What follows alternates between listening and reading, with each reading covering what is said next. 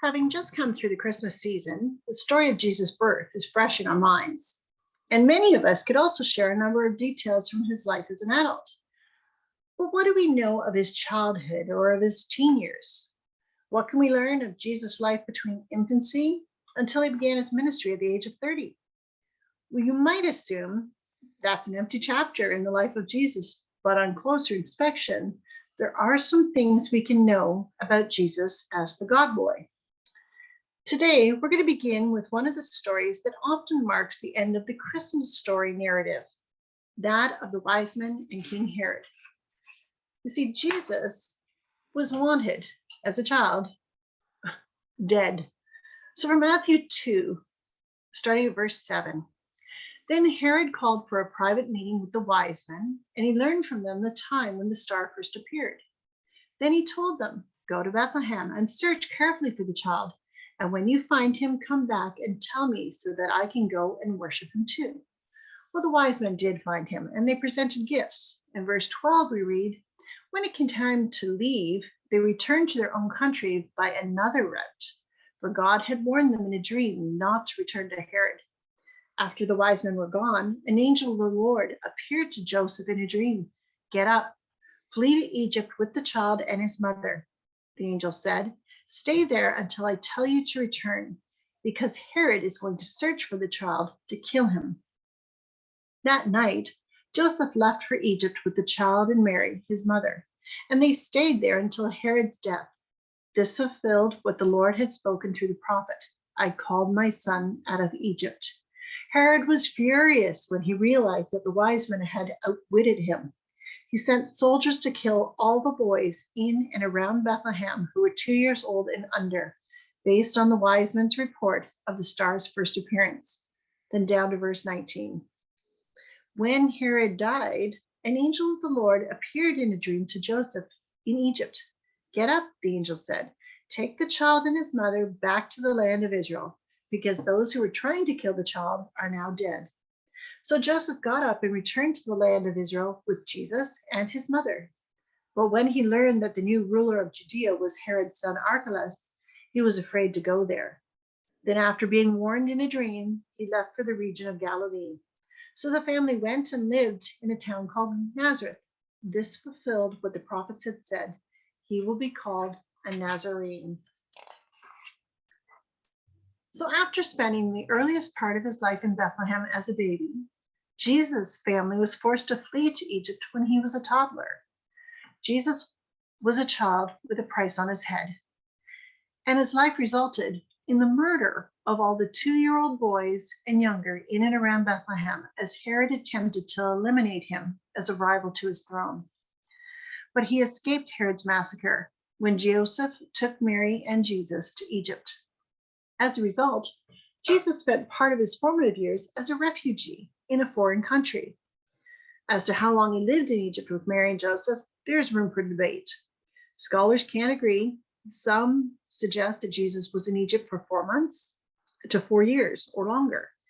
The difficulty arises because we don't know the exact year of Jesus' birth, how long after the wise men came, or even the exact timing of Herod's death.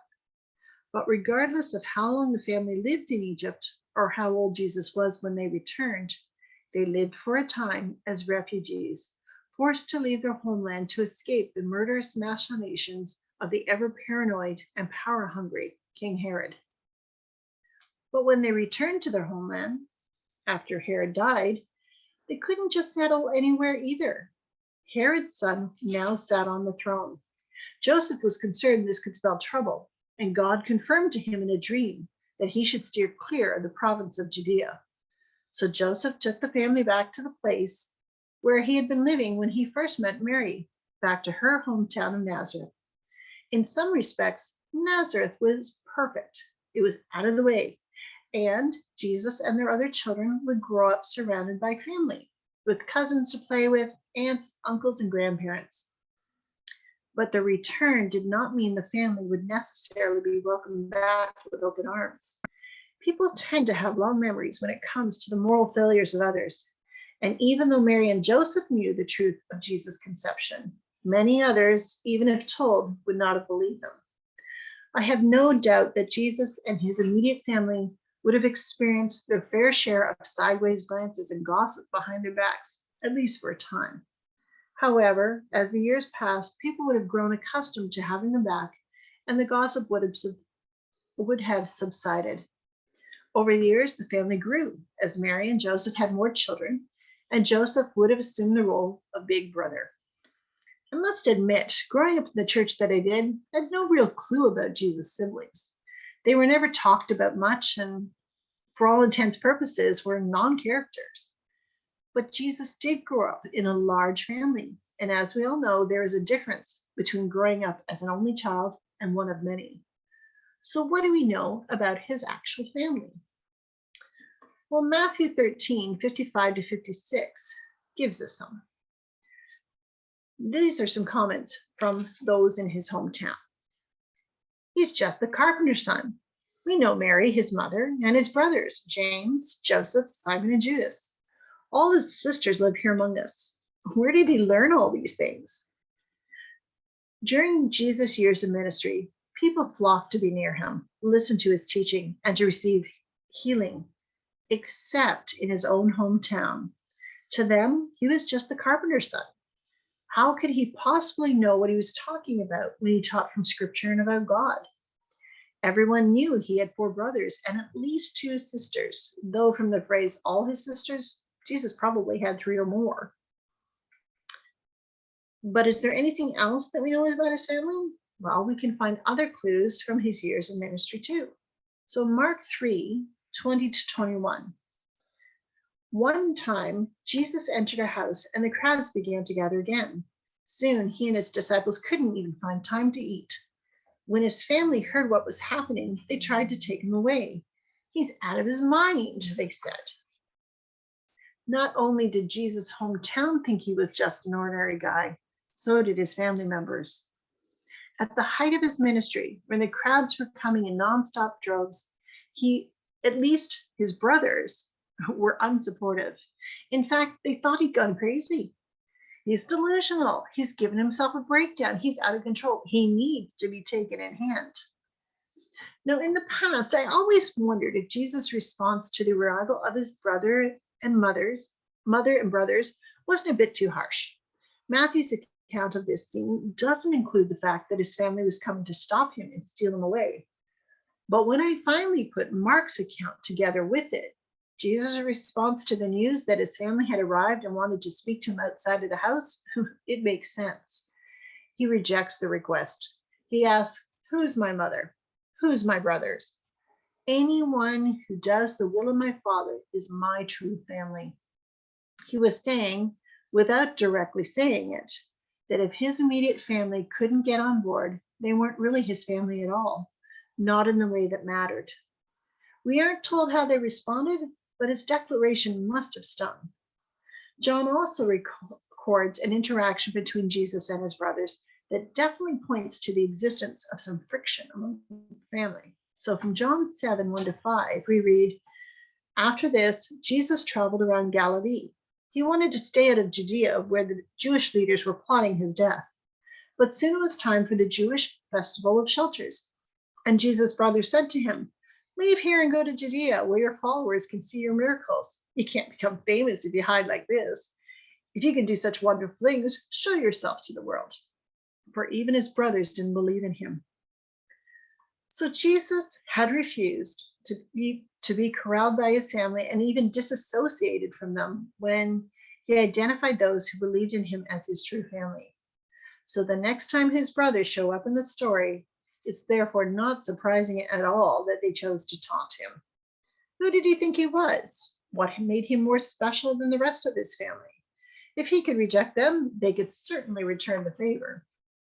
Of course, Jesus has always been a good son, but rather than causing his brothers to believe in him, his familiarity caused them to reject that he could be anything more than just another brother. Their jealousy and misunderstanding threatened to cause a rift in their relationship with him. He couldn't possibly be who he claimed to be. He was just, well, Jesus. So even though every member of his family was left unconvinced, Jesus was certain, even as a child, of his identity and mission, which brings us to the only story from Jesus' childhood recorded by the gospel writers, after his return from Egypt, of course, concerning an incident that took place when Jesus was just a preteen at the age of 12. From Luke 2:41 to 52, we read the story. Every year, Jesus' parents went to Jerusalem for the festival of the Passover, and when he was 12 years old, he went up to the festival according to the custom. After the festival was over, while his parents were returning home, the boy Jesus stayed behind in Jerusalem, but they weren't aware of it. Thinking he was with their company, they traveled on for a day. Then they began looking for him among their relatives and friends. And when they did not find him, they went back to Jerusalem to look for him. After 3 days, they found him in the temple courts, sitting among the teachers, listening to them and asking them questions. Everyone who heard him was amazed at his understanding and his answers. When his parents saw him, they were astonished. His mother said to him, "Son, why have you treated us like this? Your father and I have been anxiously searching for you." "Why were you searching for me?" he asked. "Didn't you know I had to be in my father's house?" But they did not understand what he was saying to them. And then he went down to Nazareth with them and was obedient to them. But his mother treasured all these things in her heart. And Jesus grew in wisdom and stature and in favor with God and man. So how did Jesus get lost in the first place? Well, probably through a miscommunication or someone only half paying attention to what they were being told. It happens, even in Jesus' family. So Mary and Joseph leave the city with the remainder of their immediate and extended family and don't even realize that Jesus hasn't been hanging around with his cousins, brothers, or friends until the end of the day. They immediately return to Jerusalem, but don't find him until after 3 days of searching. He's been at the temple the whole time. Jesus was not a kid that parents had to drag to church. He wanted to be in the temple. He recognized it both as the house of his father and the place to gain more understanding. His parents find him asking questions, listening, engaging with the responses given. He demonstrated a level of understanding of God and his laws not commonly found in a 12-year-old. From this, we know that Jesus was an intelligent child, able to understand and make inferences, and unafraid to hang out with adults and religious leaders. He was comfortable in his own skin, not always the case for a preteen as they enter into puberty, but it also demonstrates another of the oxymorons that exist in a God-man. Two opposing truths that are still true at the same time. You see, Jesus as God knew everything. Jesus as man still had to learn. But enough of that. By the time his parents found him, they had become panicky and flustered. Mary accused Jesus of having caused them to worry and even implied that he had disrespected them when she demanded, "Why have you treated your father and I this way?" His response was unperturbed and a bit of a reality check for her. "Why were you looking for me? It should have been obvious to you where I would be." But even though they knew the origins of his conception, his answer left them confused.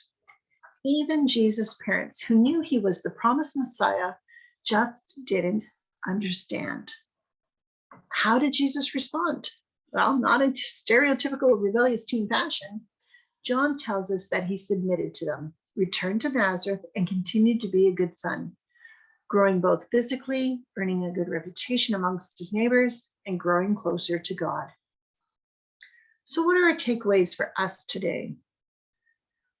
The fact that Jesus was a refugee should have some influence on our reception of refugees today.